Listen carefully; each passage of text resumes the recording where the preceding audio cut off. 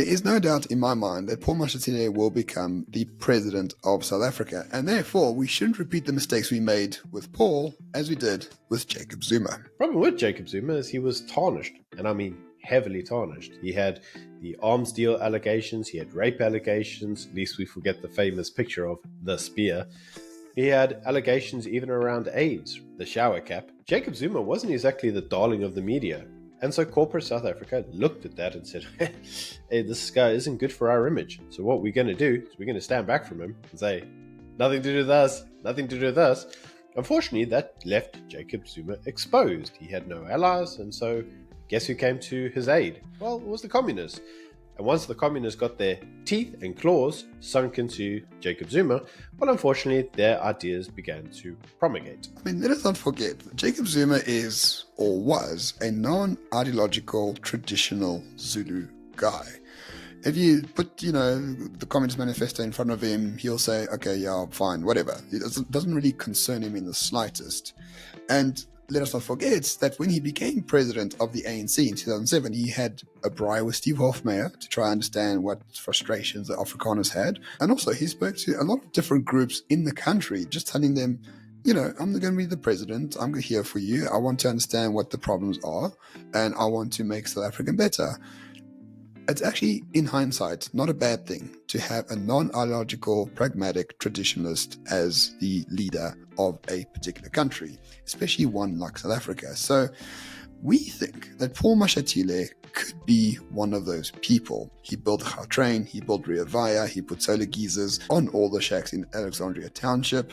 The man did stuff. He's not Mother Teresa, but he's certainly way better than Cyril. So my concern is that should he become president, we can see the amping up of negative hit pieces against him, and then big business and the people that run the country will try to ignore him or not help him out or not try to influence him, leaving him once again in the hands of the South African Communist Party and whichever other entrepreneur profile is around the ANC. And that is not a mistake we should repeat ever again. No, it is not, because if you look, we have recently seen in News 24 that there have been a variety of hit pieces made against the Deputy President. So Ramon, I reached out to one of our typical contacts, of which we have a few, and I said, guys, tell me a little bit about Paul. And the answer comes back unanimously.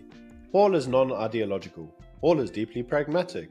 Paul will do what is in the best interest of the country and, to a degree, Paul himself. So I'm left to ask. I'm okay with that. I'm fine with that. But I'm left to ask, if the hit pieces continue, and if the media continue to shape the narrative, will corporate South Africa back the man? We already know that the current destination says that if he becomes president, and I don't know why we use the words if, because it really should be when he becomes president, that the stock market may suffer a degree of negative impact. Why the freak will the stock market suffer impact?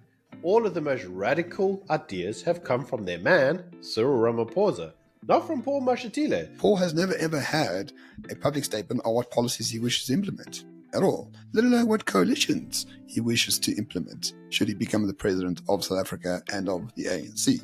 So you do find a lot of front-loading of negative pieces towards Paul Mashatile without this evidence. It's like these are not investigations. These are literally hit pieces. And I think a large part of Cyril's circle within the ANC know very well they're going to lose their job if Paul Mashatile becomes president. So they're already hyping up the media train to make sure that he becomes deeply unpopular before the election, or should he try to get the presidency of the ANC, that it will become much more difficult for him. But based on what we know and the public utterances of Paul Mashatile, there is not one thing he says that I've been concerned about. He just seems like another ANC guy. Well, doesn't have that many views because he doesn't express them in any way. So for the media to go full tilt and to try to discredit him already without any evidence whatsoever, it's quite shameful behavior, I have to say. It's also very short-sighted, because I think we can all agree to have any form of pragmatism re-brought back to South Africa in the form of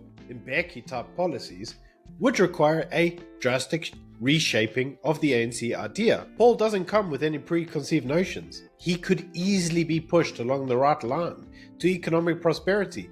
He could be praised as the new reformer of South Africa. Look what he did. He gave us Singapore. No one else was able to do that.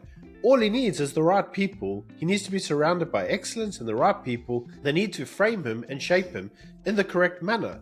Not this typical bullcrap which we have with Cyril Ramaphosa, controlled by foreign NGOs, controlled by white monopoly capital. We don't need that.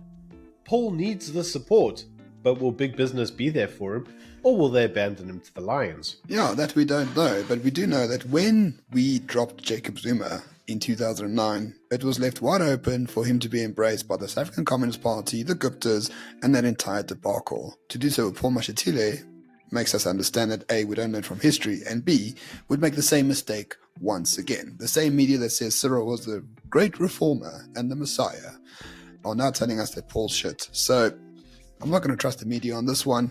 Let's give the benefit of the doubt to Paul Mashatile. I'm not saying go vote for him. I'm not going to vote for him. I'm never going to vote for the ANC. But in absence of evidence, we shouldn't just create our own.